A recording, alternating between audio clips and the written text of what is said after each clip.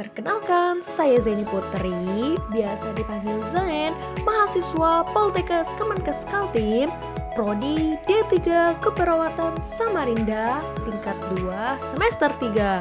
Apa kabar nih? Semoga sehat selalu dan dilindungi Allah Subhanahu wa Ta'ala. Oke, di sini Zain akan menjelaskan pembahasan yang sangat menarik loh, yaitu patofisiologi dari difteri, tetanus, dan juga rabies. Bagaimana? Menarik bukan? Yuk, no skip-skip ya teman-teman, biar semua paham. Oke, let's begin. Oke teman-teman, kita bahas patofisiologi difteri dulu ya. Nah, jadi teman-teman pasti gak asing lagi kan dengan penyakit difteri ini. Nah, jadi penyakit difteri ini teman-teman adalah penyakit yang sangat menular dan termasuk infeksi serius yang berpotensi mengancam jiwa loh. Nah, teman-teman bisa lihat ya seperti apa sih orang yang terkena difteri itu. Oke, kita masuk ke patofisiologinya. Jadi, patofisiologi difteri yaitu menempelnya bakteri Corynebacterium diphtheriae pada sel epitel mukosa. Nah, bakteri ini kemudian akan melepaskan eksotoksin dari endosomnya yang menyebabkan reaksi inflamasi lokal diikuti pengerusakan jaringan dan nekrosis. Nah, teman-teman, jadi bakteri Corynebacterium diphtheriae ini akan tumbuh di membran mukosa atau kulit yang mengalami abrasi dan kemudian bakteri akan menghasilkan toksin. Nah, toksin akan diserap ke dalam membran mukosa yang akan mengakibatkan kerusakan epitelium, teman-teman, dan juga respon inflamasi superficial. Nah, epitel yang cedera akan menempel pada fibrin, sel darah merah dan putih, sehingga membentuk pseudomembran berwarna kelabu yang seringnya akan menutupi tonsil, faring, atau laring. Nah, teman-teman, jika ingin mencoba mengambil pseudomembran ini, malah akan membuka dan merusak kapiler loh, sehingga akan terjadi perdarahan, diikuti dengan kelenjar getah bening regional di leher membesar, lalu kemungkinan akan muncul edema pada bagian leher yang mengakibatkan gangguan saluran napas yang dikenal dengan bullneck, teman-teman. Nah, bakteri ini akan terus aktif menghasilkan toksin dan akan terus diabsorpsi, lalu dapat mengakibatkan kerusakan toksik di tempat yang jauh. Salah satunya degenerasi parenkim, infiltrasi lemak, nekrosis pada jantung, hati, ginjal, dan kelenjar adrenal. Terkadang akan disertai dengan 8 perdarahan hebat. Nah, teman-teman, toksin ini juga mampu menyebabkan kerusakan saraf yang berujung pada paralisis palatumol, otot-otot mata, dan ekstremitas. Nah, teman-teman, itulah patofisiologi dari difteri ya, teman-teman. Jadi, kita lanjut ke patofisiologi tetanus. Oke, teman-teman, selanjutnya kita bahas patofisiologi tetanus ya.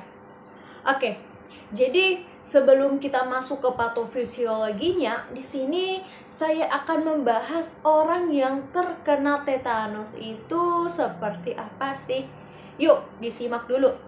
Jadi teman-teman, orang yang terkena tetanus itu akan mengalami gejala yang meliputi kekakuan otot rahang sulit digerakkan, mengakibatkan tidak bisa berbicara maupun mengunyah, sehingga pasien semakin buruk keadaannya karena tidak bisa menerima asupan makanan secara langsung.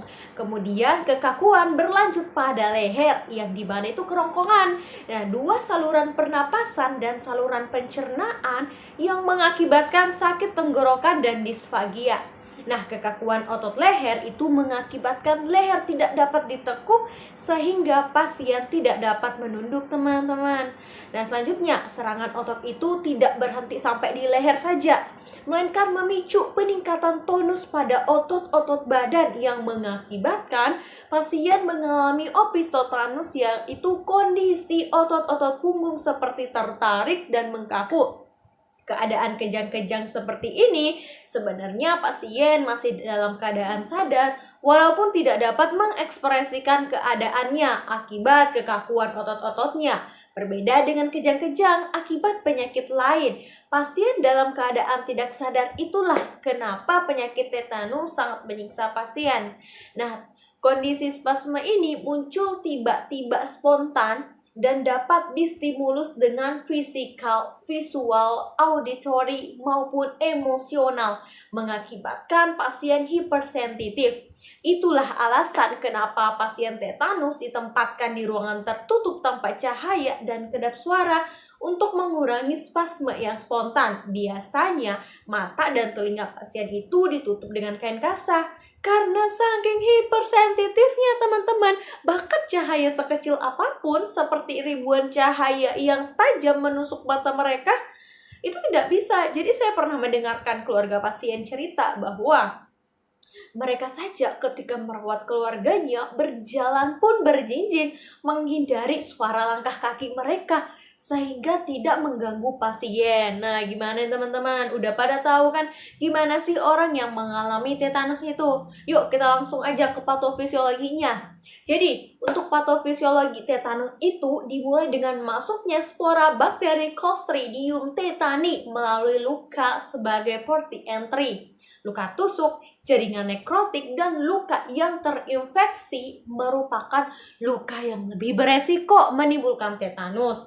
Pada luka-luka tersebut, tercipta kondisi anaerob yang kemudian menjadi lingkungan optimal bagi proses germinasi atau spora berubah menjadi bentuk vegetatif dan multiplikasi bakteri Clostridium tetani. Pada proses tersebut, bakteri Clostridium tetani akan memproduksi dua jenis toksin, yakni tetanospasmin dan tetanolisin. Clostridium tetani juga merupakan bakteri yang menyebabkan terjadinya tetanus neonatorum.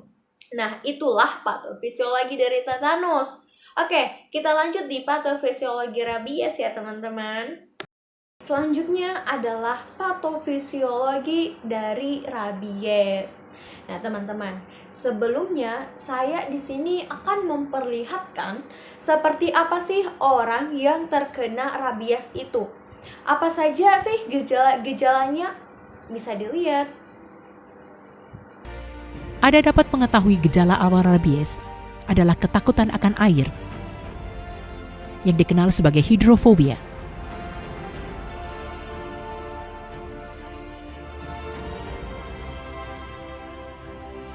Tenggorokan mereka tertutup rapat walaupun mereka sangat kehausan.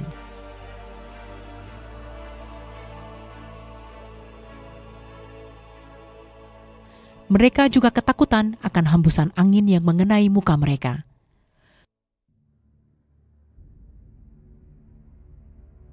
Penderita rabies perlu perawatan yang berbeda.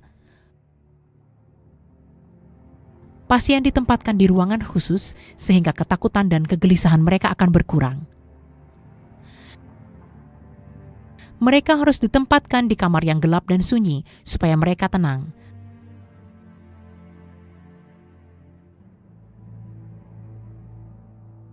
Lebih baik mereka dijauhkan dari air atau cairan.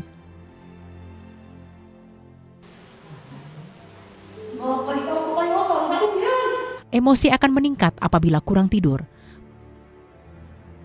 Persoalan kecil dapat ditanggapi dengan perilaku yang berlebihan, ketakutan, kebencian.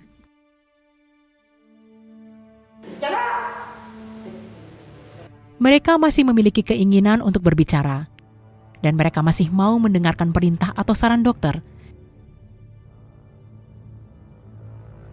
Tetapi mereka dapat merasakan bahwa waktunya sudah dekat.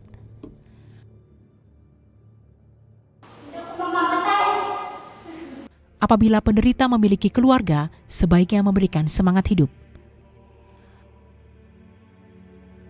Ada waktu pasien harus dipaksa untuk makan, karena mereka sangat kelaparan. Tetapi sangatlah mustahil dilakukan untuk memaksakan mereka minum.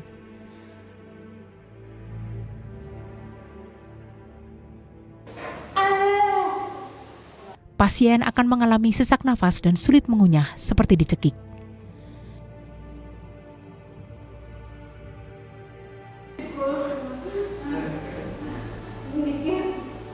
Banyak dahak di mulut dan tenggorokan, dan mereka berusaha untuk mengeluarkannya supaya bisa bernapas.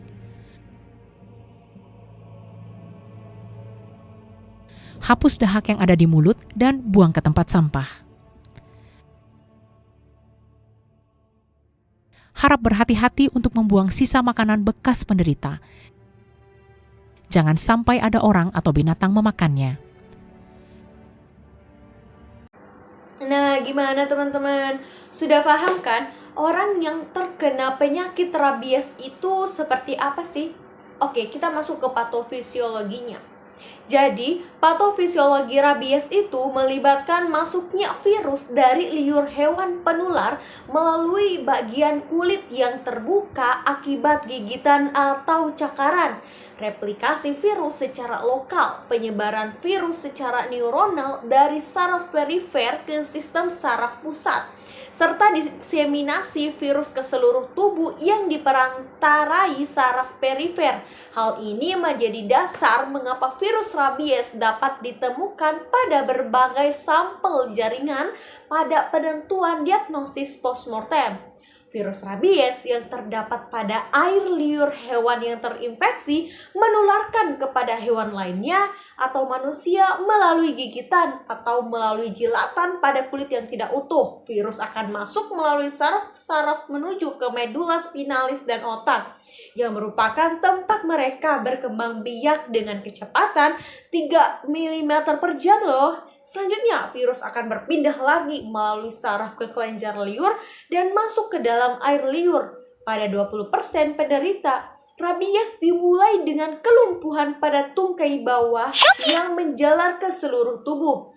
Tetapi penyakit ini biasanya dimulai dengan periode yang pendek dari depresi mental, keresahan, tidak enak badan, dan demam. Kerasahan akan meningkat menjadi kegembiraan yang tak terkendali dan penderita akan mengeluarkan air liur.